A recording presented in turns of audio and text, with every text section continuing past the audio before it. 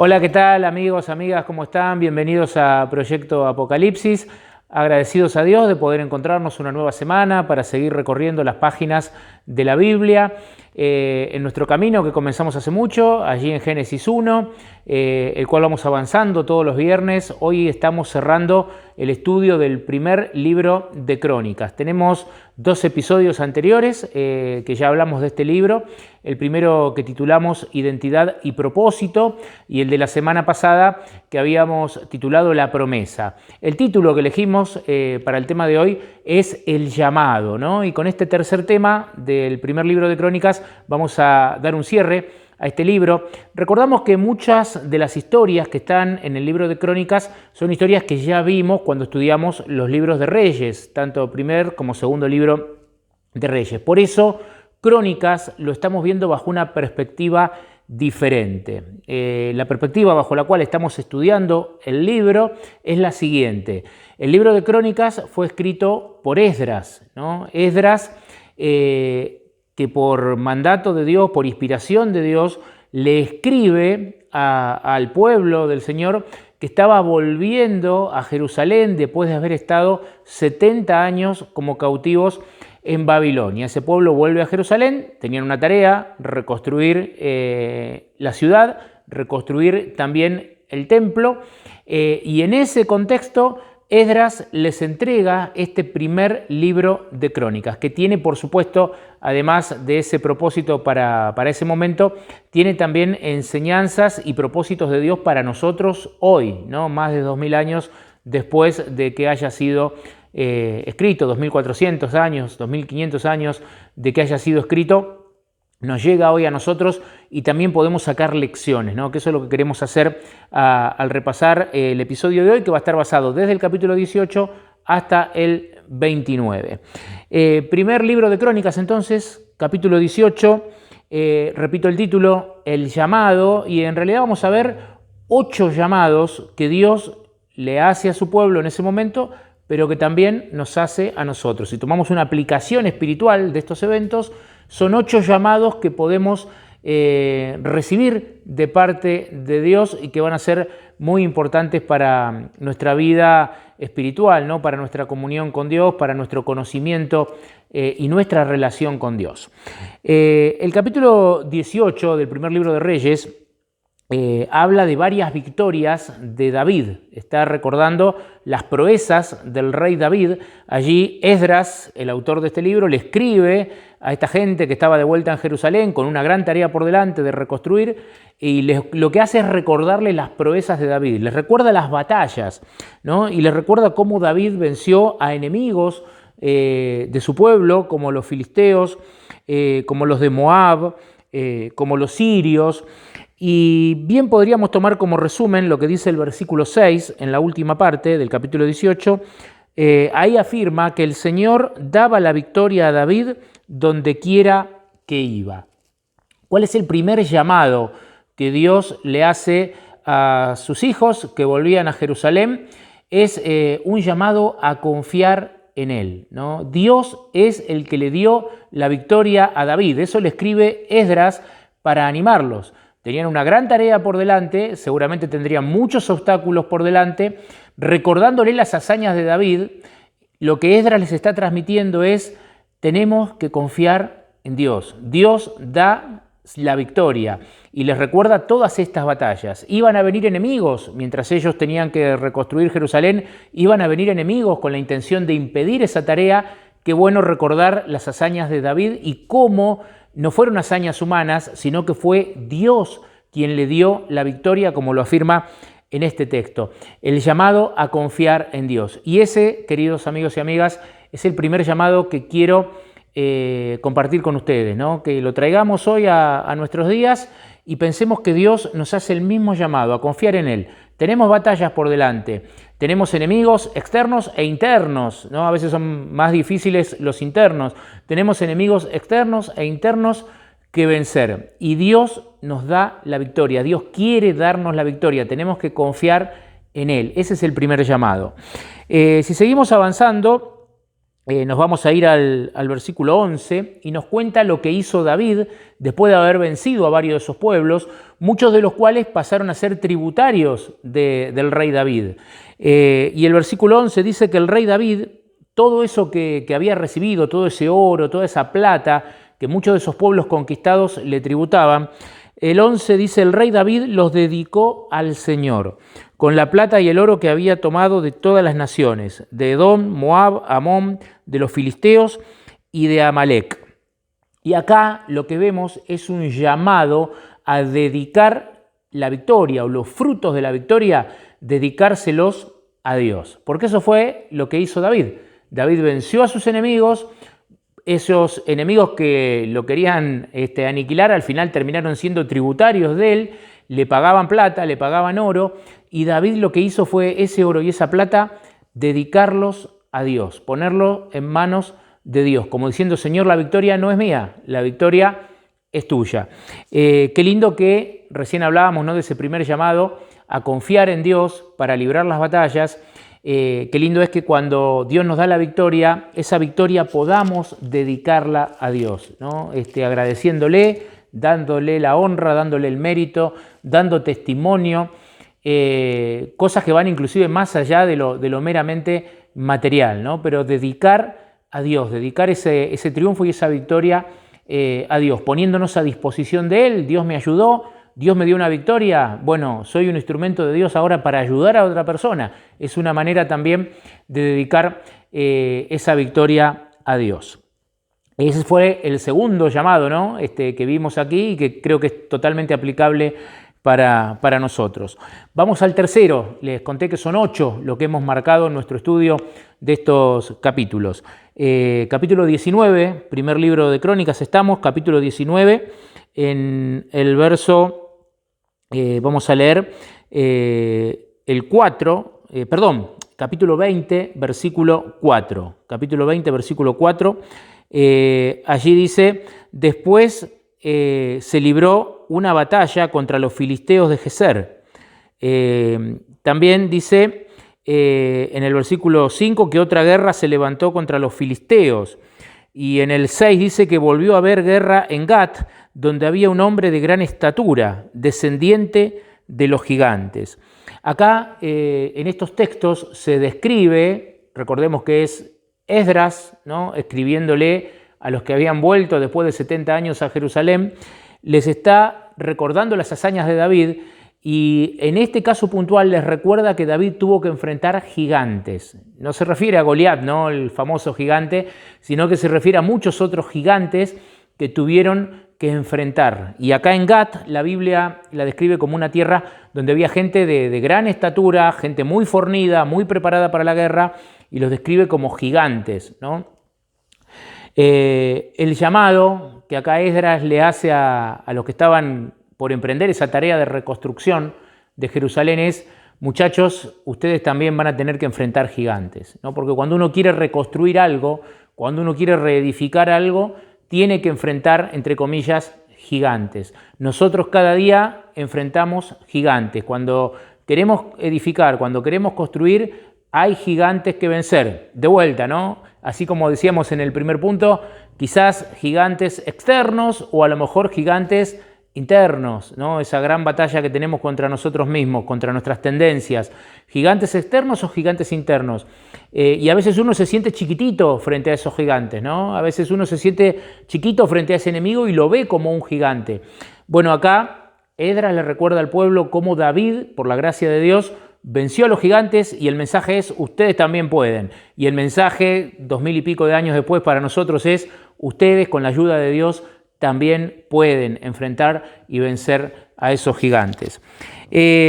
Seguimos leyendo y nos vamos a ir al capítulo 21. En el capítulo 21 nos narra algo muy humano que sucedió, ¿no? Algo muy de los seres humanos. David empezó a vencer, empezó a conquistar varios reinos, empezó a vencer gigantes, ¿no?, como vimos recién. Y el capítulo 21 nos cuenta que David manda a censar al pueblo, es decir, quería saber cuántos soldados tenía, quería saber con cuántos hombres contaba para seguir batallando.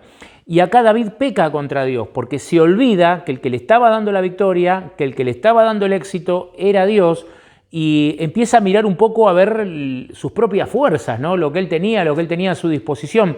Y esto le desagradó a Dios, ¿no? Esto de que David censara al pueblo. Cuando lo censa resulta que tenía un ejército de casi 1,5 millones de personas. Entonces, después de esto, Dios envía, ¿no? un castigo, pero le da a elegir a David cuál debiera ser ese castigo. Y en el versículo 13, dice que David dijo a Gad: estoy en gran angustia, caiga yo en la mano del Señor, que es grande en misericordia, y no caiga en las manos de los hombres. David se somete a Dios, David se arrepiente. Si ustedes leen bien ahí después el capítulo 21, y lo habíamos visto esto ya en el libro de Reyes, ustedes ven que David se arrepiente de esto que había hecho y le da nuevamente la gloria a Dios. ¿Por qué Esdras le escribiría esto a los que estaban volviendo a Jerusalén? Seguramente arrancó diciéndoles: muchachos, tienen que confiar en Dios, Él es el que da la victoria, muchachos, tienen que dedicarse a Dios, hay que dedicar cada triunfo a Dios, muchachos, hay que vencer gigantes. Y ahora les está diciendo Esdras a estos que estaban volviendo del exilio, lo voy a decir con términos modernos y actuales: no se la crean, no piensen que son ustedes los que están ganando, no piensen que son ustedes los que están edificando, no piensen que son ustedes los que están teniendo estos grandes éxitos, no se olviden de darle la honra a Dios, no se olviden de depender de Dios, ¿no? Este es el mensaje y este es el llamado. Era el llamado para ellos, es el llamado para nosotros, ¿no? Un llamado al arrepentimiento, en primer lugar, ¿no? Si nos equivocamos, si vemos que caímos en el orgullo, ¿no? Que nos alejamos de Dios, un llamado al arrepentimiento, pero también un llamado a dar la gloria a Dios, ¿no? A dar el éxito a Dios. Seguimos leyendo, capítulo 22, versículo 1 dice que entonces dijo David: aquí se levantará el templo de Dios y el altar del holocausto para Israel.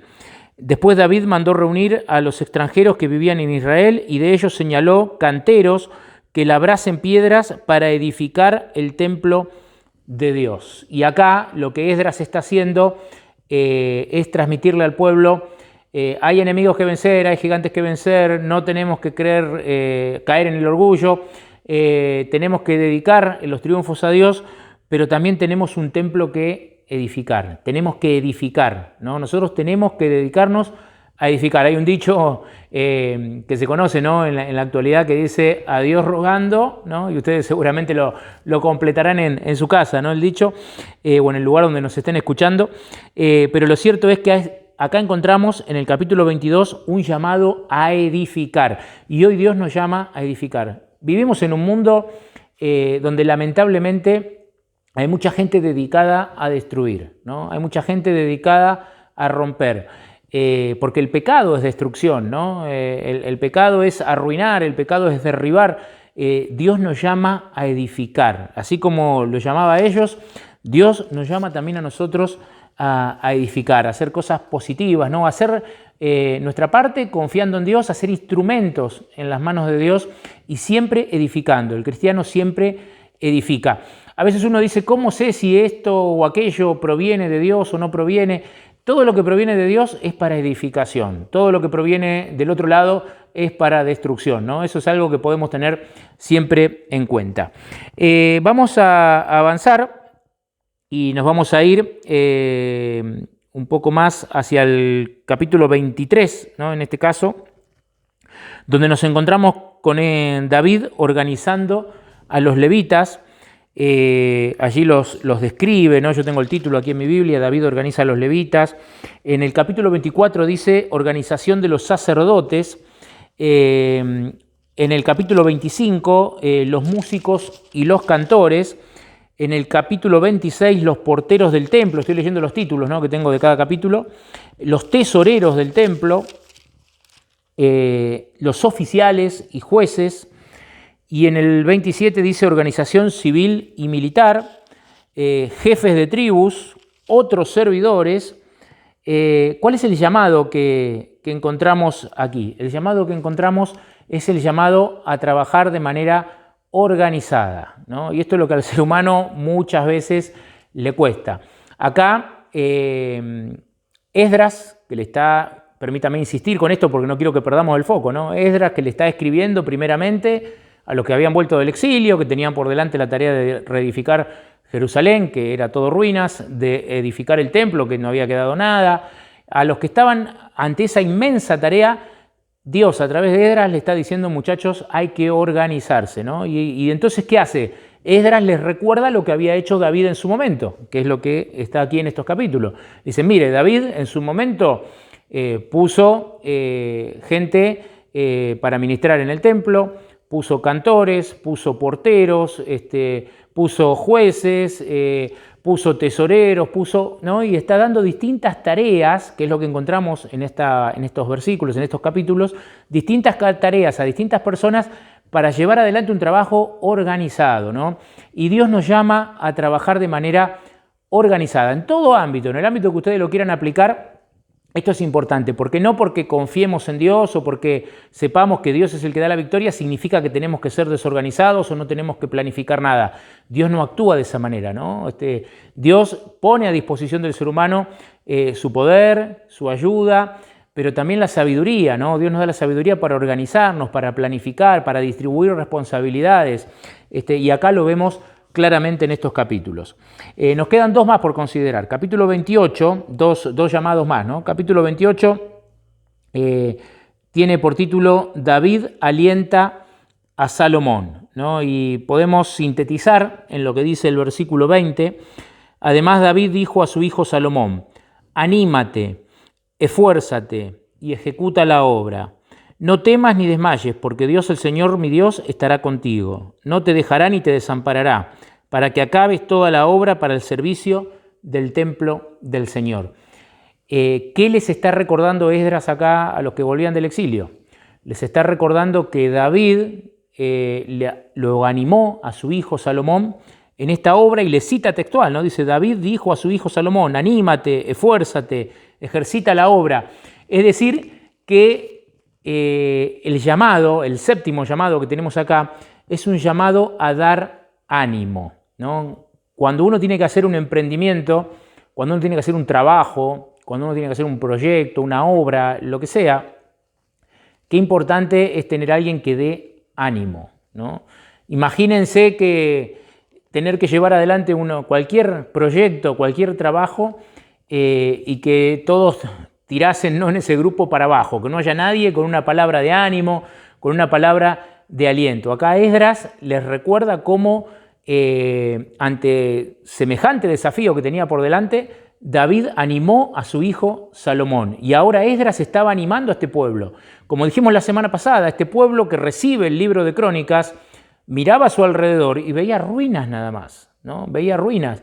El desafío que ellos tenían era inmenso, tenían que reedificar la ciudad, reedificar el templo, había enemigos que los querían destruir, muchas veces se dice de esta gente, ¿no?, con una mano la espada para defenderse y con la otra mano la cuchara para edificar, ¿no?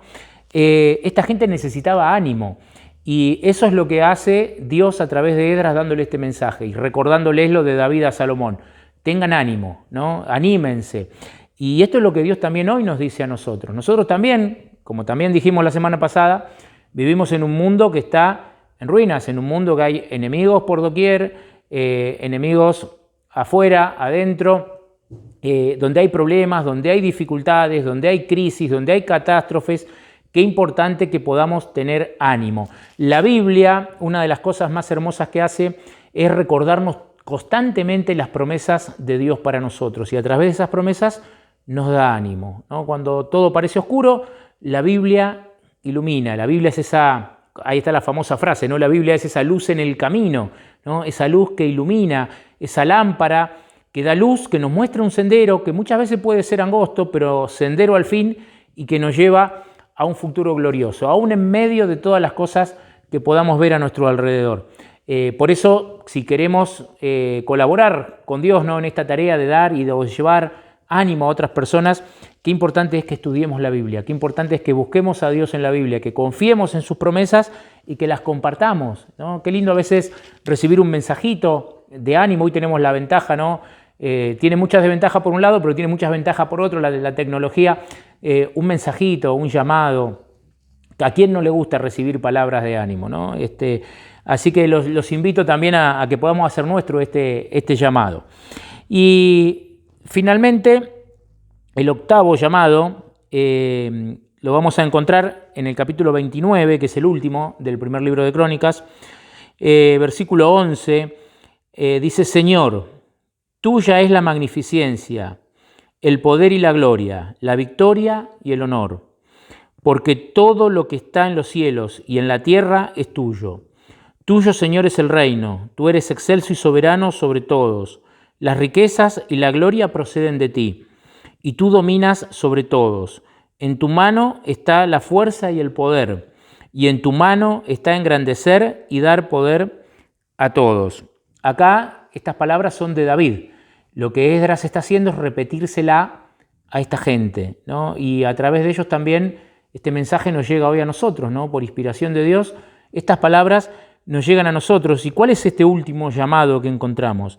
Es un llamado a reconocer a Dios, ¿no? Qué importante es reconocer a Dios en nuestra vida y reconocer lo que Dios puede hacer en nuestra vida.